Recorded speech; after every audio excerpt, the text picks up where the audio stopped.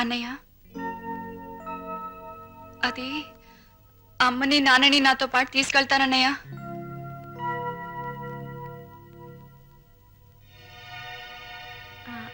అవునరా, కొన్నాళ్ళు గాలి మారితే మనశ్శాంతిగా ఉంటుందని. మనశ్శాంతి నా దగ్గరుంటే మనశ్శాంతిగా ఉండదంట.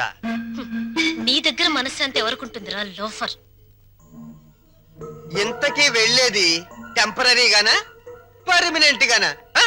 పర్మనెంట్ గారేరా, పర్మనెంట్ గా.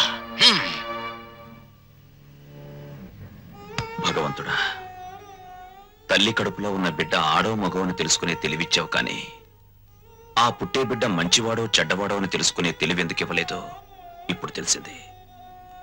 అదిస్తే ప్రతి తల్లిదండ్రి ముందుగానే జాగ్రత్త పడి నిన్ను పూజించడం మానేస్తారు కదూ.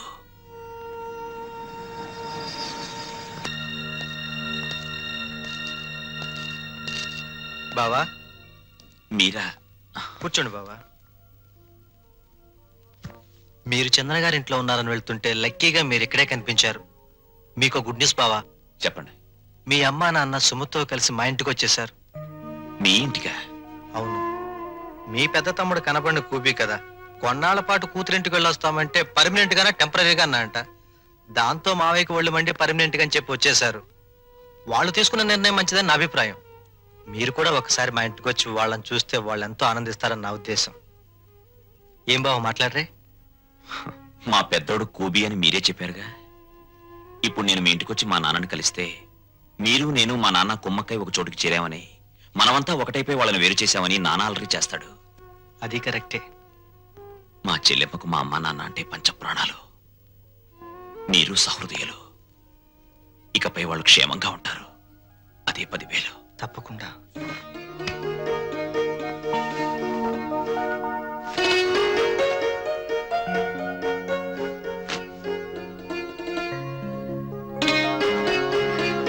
ఏమ్మా, మా కోసం అన్ని సిద్ధంగా అమరుస్తున్నావా?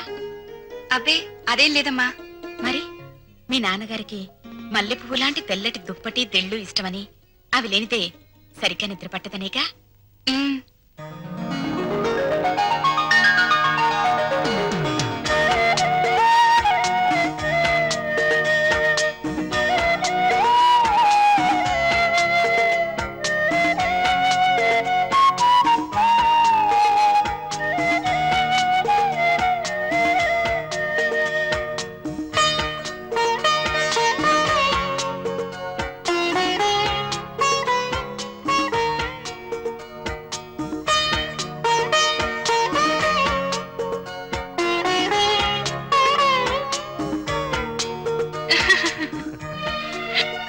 సుమతి, ఉమ్. కళ్ళజోడు పెట్టుకోకపోతే మీ అమ్మ బొట్టు పెట్టుకోలేదు, మామయ్య చొక్కా బొత్తాము పెట్టుకోలేడు.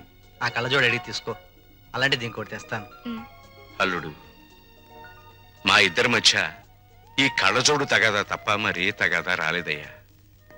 ఆ చిన్న తగాదా కూడా లేకపోతే భార్యాభర్తల మధ్య అచ్చట ముచ్చట ఏముంటుంది చెప్పు? అదేనా మిగిలితే అదో తృప్తి.